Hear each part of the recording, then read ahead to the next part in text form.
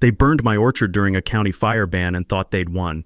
I'm Ezra, retired firefighter standing in a silent field of ash where 120 heritage apple trees once stood, 20 years of my life, planted with my late wife's hands, now reduced to warm charcoal under my boots. The morning air hangs heavy with diesel and scorched wood. Across the street, $5 million McMansions gleam untouched. Yesterday, HOA President Karen Whitfield stood on her porch in silk pajamas, sipping a $7 latte, smiling as county workers dropped torches. Big mistake. Never burn a firefighter's legacy when your own cul-de-sac is a code violation tinderbox. 6 months later, I'm sinking new saplings into rich black soil while Karen's designer palace is twisted rebar and regret. Fire doesn't follow HOA rules. It just comes home. What would you do if they torched your life's work? Where are you watching from? Drop your worst HOA nightmare below. I'm reading everyone. 15 years ago, I bought 3 acres in what used to be Willowbrook Farms. Real farmland with soil so black and rich it stuck to your boots like chocolate cake batter. My wife Sarah and I had this crazy dream. Heritage apple orchard, heirloom varieties you can't buy in stores. We planted 120 trees with our own hands. Gravenstein, Arkansas Black, Esopus Spitzenberg. Sarah researched every variety while I dug holes until my back screamed. The satisfying thunk of applewood stakes hitting packed earth, the sweet smell of fresh mulch on summer mornings. That was our paradise. Then developers moved in, slapped down McMansions worth $800,000 each, complete with HOA rules thicker than a phone book. I was grandfathered in, my property predated their precious covenants. Enter Karen Whitfield. Real estate agent married to City Councilman Bradley, moved in 5 years ago in a house so white it looked like a dental office. The kind of woman who calls cops on Mexican landscapers for loitering but never mentions the white contractors. Her first complaint, my compost smelled ethnic. Yeah, Karen, decomposing apple peels smell like agriculture. Shocking discovery. Then came citations for excessive truck traffic, 4 pickups during harvest season. Apparently, anything louder than her silent Tesla violated her delicate sensibilities. She measured my grass with an actual ruler, photographed my mailbox for being 3 inches off center, and once called a city inspector because my garden hose was industrial green instead of suburban beige. But her biggest issue? My trees blocked her $1 million mountain view. This neighborhood has standards, she told me last spring, standing at my fence in tennis whites that cost more than my truck payment. Maybe it's time you considered what's best for people who actually contribute to property values. People who actually contribute. Like growing food was somehow less valuable than selling overpriced houses to tech bros. Sarah died 3 years ago. Cancer. Karen knew this. Sent a fruit basket and everything. Didn't stop her from ramping up pressure 6 months later. Then came county fire restrictions, standard Oregon summer stuff, but Karen saw opportunity. Called an emergency HOA meeting, didn't invite the guy with actual firefighting experience, and declared my orchard an imminent hazard. Mature apple orchards suppress fires, not spread them. But Karen wasn't interested in facts. She was interested in my land. Karen didn't waste time. Within 48 hours of her secret HOA meeting, I found a certified letter in my mailbox. The paper still smelled like fresh ink when I tore it open. 72-hour notice for emergency vegetation removal from something called Precision Tree Service. I dialed the number, got a recording that made my jaw clench. Thank you for calling Bradley's Emergency Services. Her own husband's company. The woman had brass, I'll give her that. The work order was bureaucratic poetry. Remove all vegetation within 50 feet of neighboring structures per county fire ordinance 847B. I'd memorized fire codes for 30 years, never heard of 847B. Off to the county building I went, that soul-crushing beige temple where hope goes to die in triplicate. The clerk behind bulletproof glass couldn't find Ordinance 847B anywhere in the system. Turns out it only applied to undeveloped wildland, not agricultural property. During my firefighting days, I'd learned that ag land has completely different fire requirements than residential zones. Karen's legal foundation was quicksand. My lawyer filed an emergency injunction faster than you could say judicial misconduct. Judge Martinez granted a temporary restraining order, no tree cutting until proper hearings. I was sipping a victory beer on my porch when Mrs. Haven appeared at my fence, looking like she'd swallowed a wasp. "Ezra," she whispered, eyes darting toward Karen's house. "Bradley was on his phone yesterday. Something about golf with the judge at 9 a.m. My beer suddenly tasted like ash. Bradley belonged to Willowbrook Country Club. So did Judge Martinez. Next morning brought news that hit like a sledgehammer. My TRO had expired due to clerical error. The court clerk, 20-year veteran who'd never made a filing mistake, suddenly couldn't read calendar dates. What were the mathematical odds of that coincidence? Time to fight fire with fire. I called Channel 8 News, pitched them a story that would make their ratings department weep with joy. Retired firefighter battles corrupt HOA using illegal court connections. When the news crew arrived Wednesday afternoon, their equipment cases thumped against my front steps like distant thunder. Reporter Jennifer Walsh had sharp eyes and sharper questions.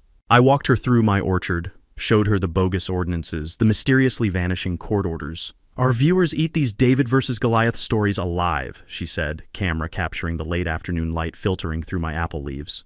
The story aired Tuesday evening, 6 minutes of pure vindication. Agricultural experts explaining how mature orchards suppress fire spread, my old fire chief calling Karen's claims scientifically baseless.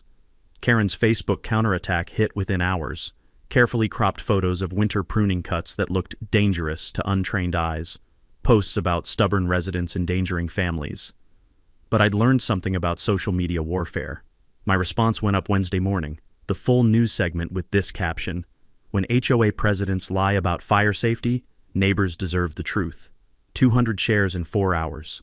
Comments poured in from neighbors I'd never met, sharing their own Karen horror stories. Her carefully crafted narrative imploded like a controlled demolition. That's when Karen made her biggest mistake. Thursday at dawn, chainsaw engines roared to life across my property line. I bolted from bed at 6 a.m. to the mechanical scream of industrial chainsaws. Through my window, I watched 6 men in hard hats systematically destroying 20 years of my life. The sweet morning air I'd breathed for decades now reeked of diesel exhaust and flying sawdust that stuck to my skin like grief. Karen stood at the property line in her silk robe, coffee steaming in a porcelain cup, conducting this symphony of destruction. When she spotted me stumbling outside in my bathrobe, she actually waved like we were old friends meeting at a barbecue. "Safety first, Ezra," she chirped over the chainsaw noise. "County orders." The crew foreman looked miserable, the kind of guy who'd rather be cutting actual dangerous trees instead of someone's life work. "Lady says the court order got reinstated," he mumbled, showing me a clipboard thick with official-looking papers. "We're just following county fire marshal directions." I knew every fire marshal in 3 counties. None had visited my property since Bush was president, the first one. By noon, 120 apple trees were gone. The crew piled wood chips into a mountain and set it ablaze during a county fire ban. Black smoke billowed across the neighborhood while the crackling sound of burning apple wood, trees Sarah and I had planted with such hope, made my chest feel carved out with a rusty spoon. That's when I got smart instead of mad. Phone out, documenting everything. The illegal burn, license plates, Karen's satisfied smile as my legacy turned to ash. When volunteer firefighters finally arrived, Battalion Chief Tommy Rodriguez, who'd worked under me for 15 years, went pale. "Ezra, who authorized this burn?" Karen materialized with her magic folder. "Agricultural waste exemption," she announced, waving papers that looked official if you squinted and had never seen real permits. Tommy read the document, eyebrows climbing. "Ma'am, this exemption applies to crop residue, not living trees. Plus it requires advanced state forestry permitting." During my firefighting career, I'd seen agricultural burn permits. They're specific as surgical instructions, exact dates, weather conditions, moisture levels. Karen's document had the legal authority of a grocery list, but my trees were already ash. Friday morning, I ordered an emergency property survey. $800 I couldn't afford, but my gut screamed something was wrong beyond the obvious. The surveyor arrived with GPS equipment that NASA would envy. 4 hours later, he handed me a report that made my hands shake. "Mr. Thornfield, that tree service cut 15 feet into city property. Protected wetlands buffer zone. Environmental violations in Oregon carry $50,000 penalties per tree. The crew had destroyed 12 trees in the buffer zone. Quick math, $600,000 in fines, assuming anyone enforced environmental law anymore. Karen must have been glued to her window because within an hour, a different crew appeared with new survey stakes. Correcting measurement errors, they claimed. Property line adjustment. Property lines don't adjust like hemlines going out of style. When I called the original surveyor, his office said he'd left for a family emergency. His replacement would provide revised measurements for a consultation fee. The bribery was so obvious it insulted my intelligence. But I'd prepared for this. Hidden trail cameras don't lie. They'd captured the crew cutting past actual property lines, time-stamped with GPS coordinates that courts love. The cameras also recorded Karen handing the replacement surveyor an envelope thick enough to stuff a turkey. The real bombshell came from business license records. Precision Tree Service belonged to Mountain Vista Holdings, owned by Bradley Whitfield. Karen had used HOA emergency funds to pay her husband's company for environmental crimes on public land. Tuesday, I filed complaints with State Environmental Agency, County Prosecutor, and Ethics Board. Each included GPS evidence, photographs, and audio of Karen's bribery attempts. Karen's panic response was swift and stupid. A lawsuit claiming I'd filed frivolous complaints, demanding $50,000 in harassment damages. Good lawyers don't file lawsuits that ridiculous unless clients are holding guns to their heads. Karen was definitely losing her composure. Karen's frivolous lawsuit was like watching someone commit suicide by paperwork. Within days, the local newspaper ran the headline, HOA President Sues Firefighter Over Environmental Complaints. The optics were so toxic, hazmat teams should have been involved. But Karen doubled down with a PR blitz that would make North Korea jealous. HOA newsletters suddenly featured glossy spreads about fire safety achievements, complete with before and after photos of my decimated orchard. Property values had allegedly jumped 3% thanks to proactive vegetation management. Fresh printer ink filled every mailbox as Karen's propaganda machine cranked into overdrive. She got herself appointed to the County Fire Safety Board. Apparently, tree destruction qualified as expertise these days.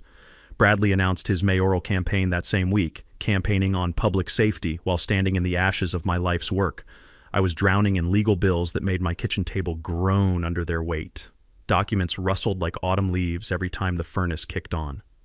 The silence where morning birds used to sing felt heavier than concrete.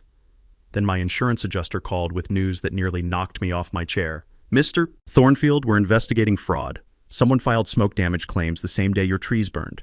Karen had filed insurance claims for smoke damage to her house from the fire she'd ordered. The timestamp showed she'd filed before my trees were even cut. The woman's audacity could power a small city. Maria Santos, my adjuster, had 20 years sniffing out insurance scams. This suggests systematic fraud, she said, her voice tight with professional anger. Multiple properties in your area show suspicious patterns over 5 years. I spent the weekend playing insurance detective, cross-referencing Maria's data with public records. Every property showed identical patterns: manufactured emergencies, Bradley's companies swooping in for expensive solutions, convenient insurance payouts following mysterious damage. Monday brought Mrs. Haven to my door, carrying dumplings and a manila envelope with hands that trembled like fall leaves. Ezra, I can't sleep anymore. Karen forced me to sign papers saying your trees threaten my house. The envelope contained audio gold, Karen threatening to have Mrs. Haven's property tax assessment doubled if she didn't cooperate. City assessors listen when concerned neighbors report unpermitted additions, Karen's voice said clearly. Mrs. Haven's garage conversion had been unpermitted for 15 years. Nobody cared, until Karen needed ammunition. She threatened 6 other neighbors, Mrs. Haven whispered. Different violations, same message, cooperate or face consequences. Witness intimidation is a federal felony. Karen had apparently made it her hobby, but the real earthquake came when Maria called back. Mr. Thornfield, we've mapped the Whitfield network. 15 properties, $2.3 million in insurance payouts over 8 years. The scheme was brilliant. Create property crises, hire Bradley's companies for overpriced solutions, file insurance claims for collateral damage, pocket the difference. Repeat across multiple shell companies until you own half the neighborhood. My garage wall became a conspiracy theorist's dream. Red strings connecting properties, dates, payments, shell companies. It looked insane, but the math was undeniable. That's when Karen played her nuclear card. Thursday morning, foreclosure notice taped to my door. $50,000 in special assessments for fire safety improvements, plus 5 years of accumulated penalty fees. The math was pure fiction. Charges for improvements that didn't exist, penalties calculated at rates that violated state law. But Karen knew most people couldn't afford protracted legal battles, even when they were obviously right. She'd perfected this intimidation system over 5 years. What she hadn't anticipated was targeting someone with nothing left to lose and 30 years of emergency response experience. That foreclosure notice was Karen's fatal mistake. Threatening a man's home after destroying his livelihood? That's when survival instincts override social niceties, and 30 years of emergency training kicks into overdrive. I drove to the county archives, that basement tomb where democracy goes to decompose in manila folders. The air smelled like old paper and broken dreams, while fluorescent lights buzzed overhead like dying insects. If Karen wanted legal warfare, I'd show her what real investigation looked like. What I found in those yellowed documents changed the entire game. Original Willowbrook HOA formation papers, filed 8 years ago. Karen's signature glared at me from incorporation documents dated 3 months before she'd allegedly moved here. Property records showed the Whitfields purchased their house 6 months after Karen had legally formed the HOA. You can't form an HOA for neighborhoods you don't live in. That's like running for mayor of cities you've never visited. The incorporation required 60% property owner signatures. I counted twice, 17 signatures from 12 actual properties. Either this neighborhood defied mathematical reality or someone had moonlighted as a forgery artist. My hands shook photographing everything. This wasn't insurance fraud. This was systematic property theft wearing a HOA costume. Back home, I transformed my kitchen table into detective headquarters. Documents spread like evidence at a crime scene. Cross-referencing property sales with HOA dates revealed Karen's true operation scope. 8 years, 5 neighborhoods, identical patterns, form fake HOAs, create expensive emergencies, force out residents who couldn't pay special assessments, buy distressed properties through shell companies, flip to developers for massive profits. I wasn't Karen's victim. I was her final obstacle in a neighborhood she'd systematically conquered through legal terrorism. My phone buzzed, Maria with news that made my coffee taste like liquid regret. Mr. Thornfield, our fraud team found financial records that read like criminal confessions. Her email contained bank statements showing money flowing like polluted rivers. HOA emergency funds to Bradley's LLCs, to Karen's real estate company, to shell companies purchasing distressed properties, to development firms owned by, shocking twist, more Whitfield entities. The money laundering was so obvious, it insulted basic intelligence. Karen had embezzled $2.3 million while hiding behind emergency ordinances and neighborhood safety. But the smoking gun was email correspondence between Karen and Bradley, subject line, Thornfield property acquisition timeline. Getting rid of the farmer becomes priority 1, Karen had typed. His grandfather clause blocks southern development. City planning contact confirms we need clean title before zoning changes. Accelerate timeline before target discovers broader operation, the target. They'd planned my destruction for months, viewing Sarah's death as strategic opportunity. Widowers were easier prey than couples. Their fatal error, forgetting to verify their HOA's legal foundation. Every action against me, assessments, fines, emergency orders, was legally void because the HOA was fraudulently created. I wasn't fighting insurance fraud. I was holding evidence that could invalidate every Willowbrook property transaction for 8 years. Dozens of families had been systematically robbed by people claiming to protect property values. Maria's voice interrupted my revelation. There's more. FBI Financial Crimes wants interviews. This pattern matches investigations across 3 Oregon counties. The Whitfields might be running the state's largest residential fraud operation. That foreclosure notice suddenly made perfect sense. It wasn't about stealing my property. It was about silencing the only witness who could destroy their criminal empire. The FBI call came Tuesday while I was nursing coffee that tasted like liquid vengeance. Special Agent Rebecca Torres had a voice like sandpaper, and 20 years hunting white-collar criminals who thought briefcases made them bulletproof. Mr. Thornfield, your orchard connects to a multi-county investigation. We should meet. By afternoon, my living room smelled like fresh legal documents and righteous anger. Torres arrived with a briefcase that clicked open like a trap snapping shut, revealing photographs that made my amateur detective work look like kindergarten art projects. The Whitfields have been federal targets for 3 years, she explained, spreading evidence across my coffee table. Your case gives us jurisdiction to prosecute the entire operation. The scope was breathtaking. Karen and Bradley had systematically pillaged rural communities across Oregon, identical playbooks, manufactured crises, forced sales through financial terrorism. My destroyed orchard was their final mistake. A forensic accountant who could smell money laundering through concrete traced funds through shell companies like following breadcrumbs. Her calculator clicked like machine gun fire. 12.8 million stolen from rural families over 8 years. But financial evidence wasn't enough. We needed neighbors to testify, and Karen had spent years scaring them silent. Mrs. Haven became our unlikely general, organizing clandestine meetings in her kitchen while serving dumplings that somehow made courage contagious. Neighbors shared identical horror stories, mysterious violations, sudden tax increases, threats disguised as helpful suggestions. Karen said my tomato garden violated aesthetic standards, whispered Tom Bradley, no relation to our criminal Bradley. The irony would have been funny if it weren't tragic.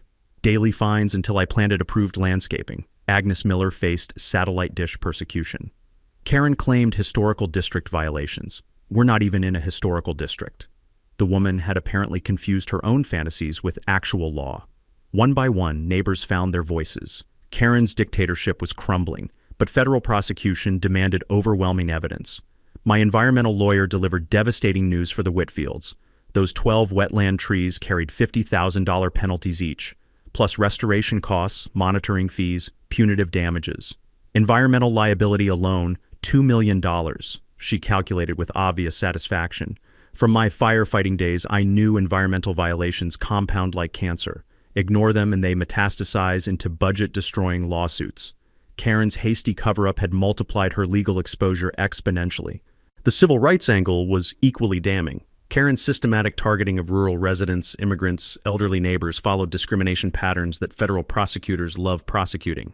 She picked victims she thought couldn't fight back, my attorney noted. Classic civil rights violation. But our strategic breakthrough came from Jennifer Walsh at Channel 8. Her City Hall sources revealed Bradley's mayoral campaign was bleeding money faster than a severed artery. Internal polling showed him losing by 20 points after my Orchard story aired. He's planning something desperate, Jennifer warned during our secret diner meeting. Coffee cups clinked like conspiracy bells while she shared intelligence. Bradley's accelerating your property seizure before Election Day. Torres coordinated with federal prosecutors to prepare simultaneous warrants. Environmental agencies loaded their legal cannons. Insurance companies compiled fraud evidence spanning multiple states. Our plan was surgical. Let Karen make one final desperate move, then crush her with overwhelming federal response. But first, we protected neighbors brave enough to speak truth. Safe houses, witness protocols, encrypted communications. Torres treated this like organized crime because that's exactly what we were fighting. Documentation is everything, she explained, installing recording equipment in my house. Let them offer their final deal. Get confessions on tape while they think victory's guaranteed. My garage transformed into command center. Surveillance monitors, encrypted phones, evidence files organized like military intelligence. 6 months ago, this space stored garden tools and apple crates. Now it housed a federal investigation. But we planned beyond courtroom victory. This case would establish precedent protecting rural property rights nationwide.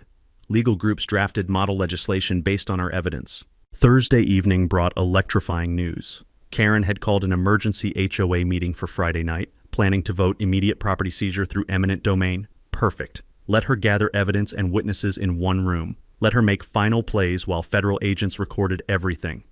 Tomorrow night ends this, Torres promised, her voice carrying federal authorities' full weight. Friday morning delivered Karen's nuclear option, a private investigator whose cologne smelled like desperation mixed with discount aftershave. His badge looked official until you noticed it read licensed security consultant, about as intimidating as a mall cop with delusions. Ezra Thornfield, investigating complaints about illegal agricultural activities. Mind if I poke around?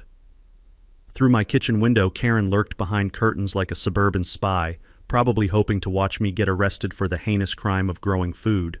The woman's dramatics deserved an Oscar for worst performance by an HOA president. Got a warrant detective discount? I asked, letting 30 years of authority leak into my voice. He mumbled about routine investigation before slinking toward his dented sedan.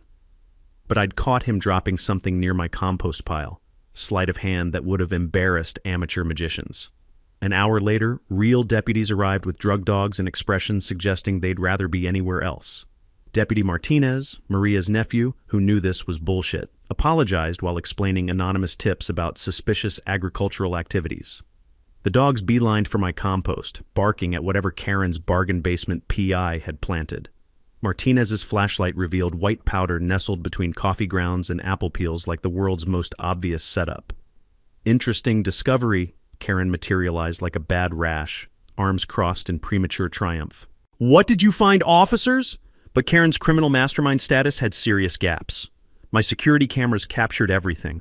Her PI planting evidence, her window surveillance, even her victory march across my lawn. Field testing revealed her drugs were crushed caffeine pills. Apparently, she'd raided a gas station energy supplement aisle for framing materials. Deputy Martinez's body camera recorded Karen's celebration, her arrest demands, her slack-jawed shock when the narcotics tested negative. The woman had confessed to evidence tampering while standing in front of law enforcement. "Ma'am, planting fake evidence carries felony charges," Martinez informed her, maintaining professional composure while Karen's face went hospital sheet white. Weekend brought Karen's financial terrorism blitz that would have impressed cartel accountants. Anonymous IRS complaints about my unreported farm income flooded their hotlines. City inspectors materialized with concerns about unpermitted structures that had existed for decades. Utility companies received false reports about gas leaks and electrical hazards requiring immediate investigation. The coordination was impressive and monumentally stupid. Every complaint traced back to Karen's IP address because criminal masterminds apparently don't understand digital footprints.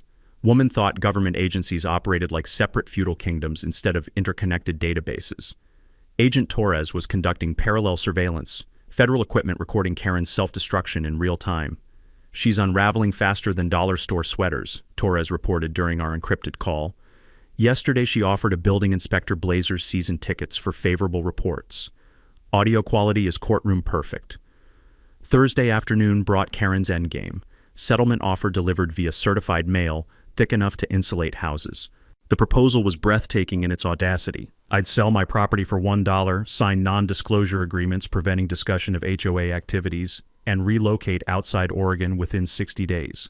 In exchange, pending legal actions would disappear, and I'd receive a generous $10,000 relocation allowance. $10,000 for $400,000 property, plus gag orders and exile. Karen's negotiating skills made playground bullies look sophisticated, but she'd included a crucial confession. Given extensive environmental damage from your illegal agricultural activities, this settlement represents significant mercy from the Homeowners Association. Environmental damage from apple farming. Karen had written a confession disguised as a settlement offer, admitting she considered legal agriculture environmentally destructive. Her lawyer should have charged double for drafting criminal evidence.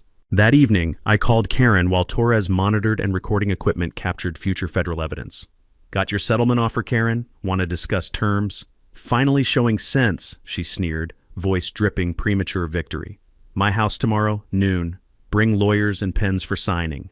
Quick question, why the Friday deadline? What happens if we don't settle?" Her laugh carried pure malice. "City Council has interesting plans for non-cooperative property owners. Bradley's expediting certain municipal processes, code for government corruption that made federal prosecutors salivate like hunting dogs. See you tomorrow, Karen. Should be educational." Oh, Ezra, you have no idea how educational.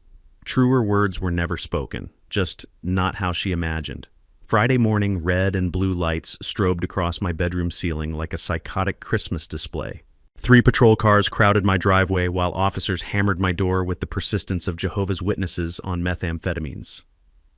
"Ezra Thornfield, you're under arrest for assault and battery," announced Sergeant Williams, whose expression suggested he'd rather be home watching cartoons than arresting retirement-age firefighters.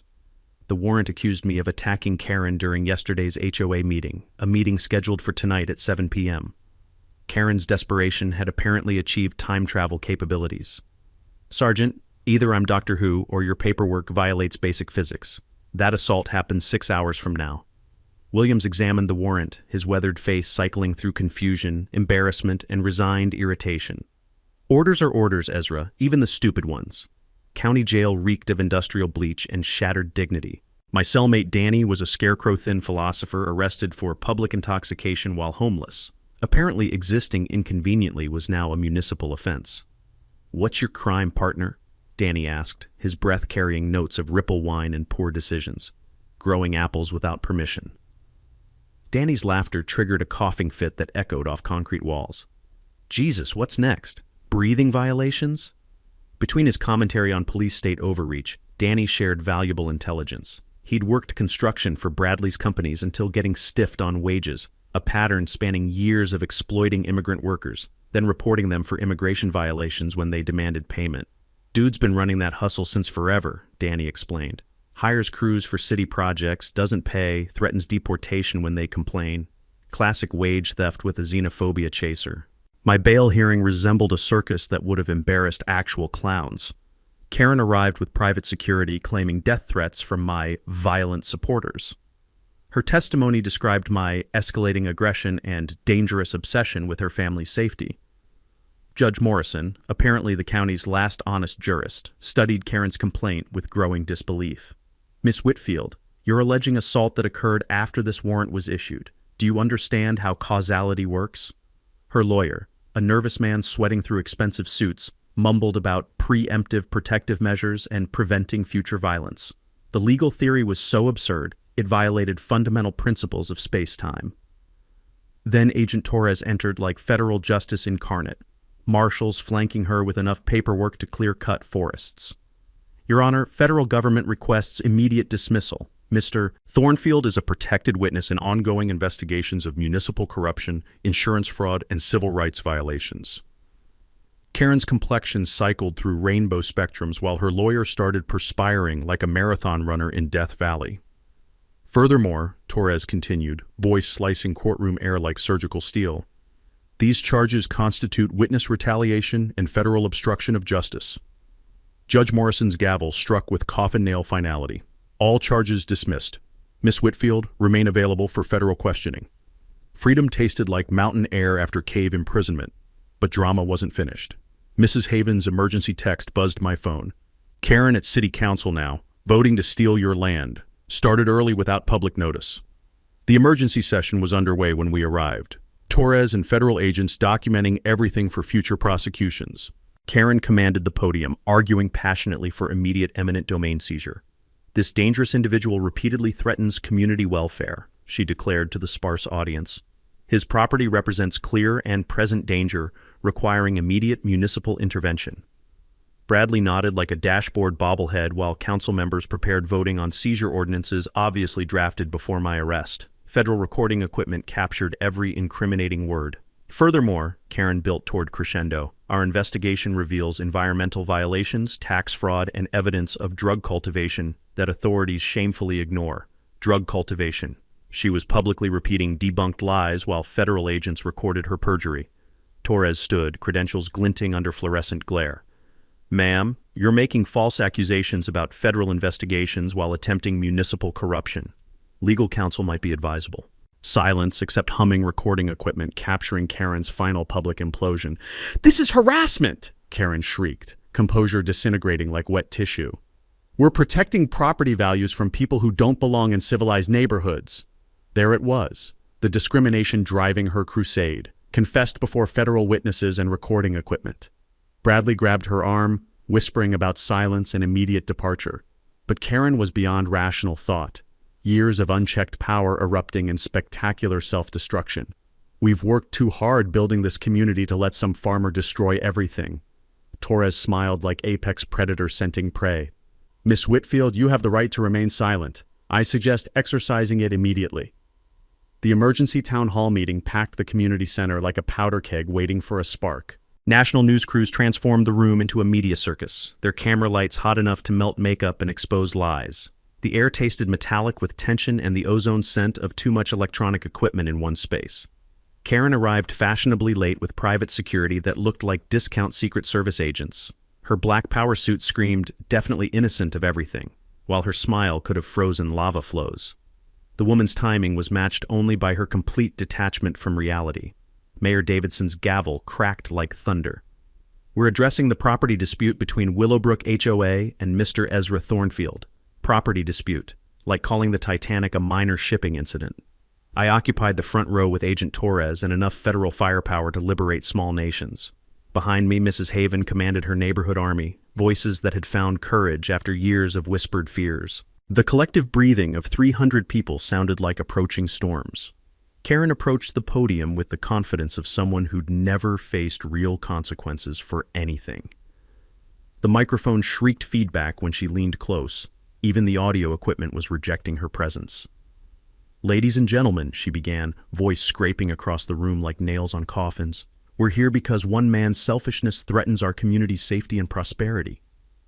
Murmurs rippled through packed chairs. Karen had stuffed the room with supporters, real estate vultures, city contractors, people whose paychecks depended on her corruption.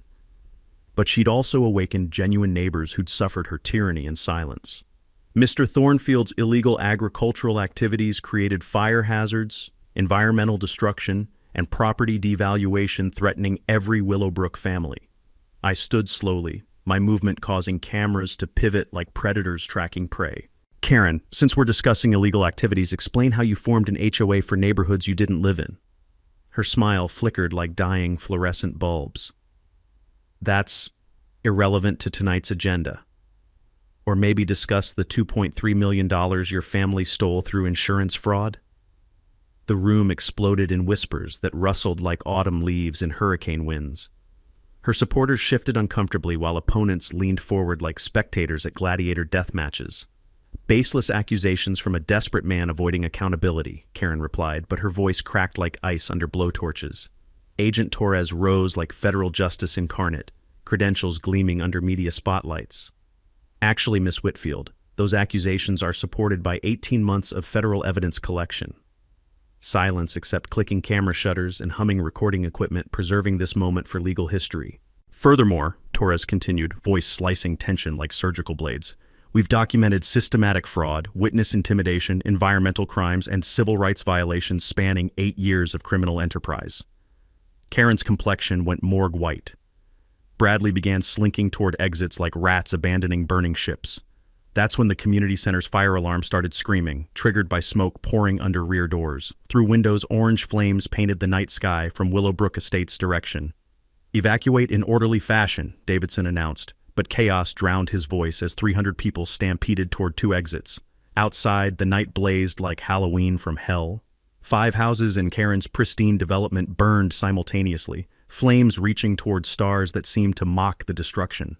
Fire sirens wailed like banshees announcing Judgment Day. The irony was biblical. Karen's protected neighborhood, the one she'd saved by destroying my orchard, was burning exactly like she'd claimed my apple trees would. Except my irrigated orchard land remained green and peaceful in the flickering apocalypse. Fire Chief Rodriguez arrived grim-faced. Ezra, these houses have code violations I've never seen outside war zones. Blocked hydrants, illegal wiring, removed fire lanes. It's like someone designed them as death traps. Karen stood paralyzed in the parking lot, watching her empire incinerate while cameras captured her absolute defeat. The woman who destroyed my orchard for fire safety was witnessing her own neighborhood's destruction from her negligent greed. Here's the thing about fire, I told Channel 8's reporter, her microphone thrust toward my face like an accusatory finger. It doesn't give a damn about property values or HOA rules. It just burns whatever's actually dangerous. Behind me, Torres snapped handcuffs on Bradley Whitfield while reciting federal racketeering charges. Karen stood frozen, watching her husband's arrest while her neighborhood burned like scenes from Dante's fever dreams.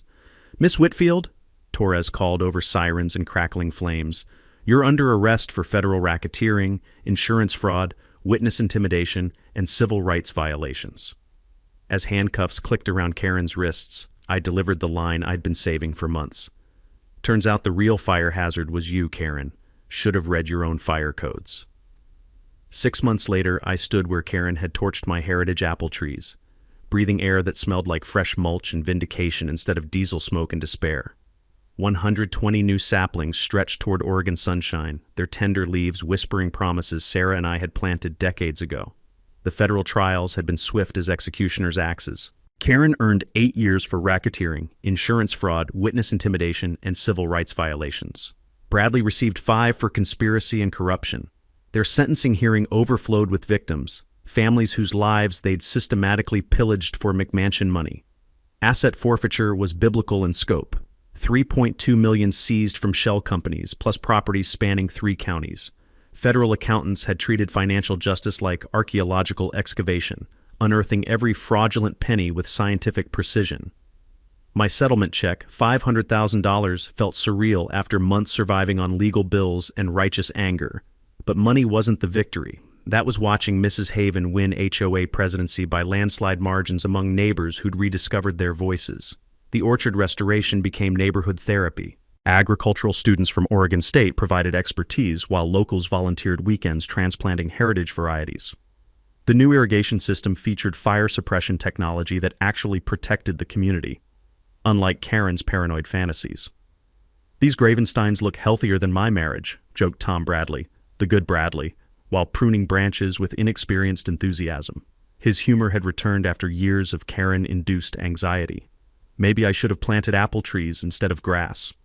Professor Martinez from OSU visited monthly, documenting our restoration for research on community agriculture. Your soil composition is perfect for heritage varieties, she observed, soil samples filling jars like evidence of environmental redemption. Land Karen claimed was dangerous was now studied as sustainable farming model. The irony tasted better than fresh apples, but transformation spread beyond property lines. The Willowbrook Property Rights Defense Fund had evolved into a national organization providing legal assistance to families facing HOA fraud. Our case inspired federal legislation protecting agricultural land from spurious homeowner attacks. Congressional testimony felt surreal for someone whose previous public speaking involved fire safety presentations at elementary schools. Senator Williams had insisted my story needed national attention. Your case exposed systematic problems nationwide, she'd explained during hearings. HOAs were designed to maintain standards, not enable organized crime syndicates. Insurance companies implemented fraud detection based on Whitfield investigation patterns. Real estate boards required ethics training after the Karen catastrophe. 3 Oregon counties discovered similar rings pursuing federal prosecution. The Heritage Apple Festival had become Willowbrook's signature celebration, drawing Pacific Northwest visitors for rural resilience and community justice. Proceeds funded legal assistance and agricultural scholarships for sustainable farming students. This year raised $43,000, Mrs. Haven announced during neighborhood meetings. Real meetings with transparent finances and democratic participation. That funds legal help for 4 more families facing fraudulent persecution. Children climbed branches where birds sang songs Karen's chainsaws had silenced. Their laughter echoed across land corrupt officials had tried stealing, proving some victories taste sweeter than heritage fruit. The book advance, When They Burned My Trees Down, How One Firefighter Defeated HOA Corruption, would fund legal clinic expansion and community education programs. Publishers were hungry for rural justice stories, apparently. My phone buzzed with Jennifer Walsh's text.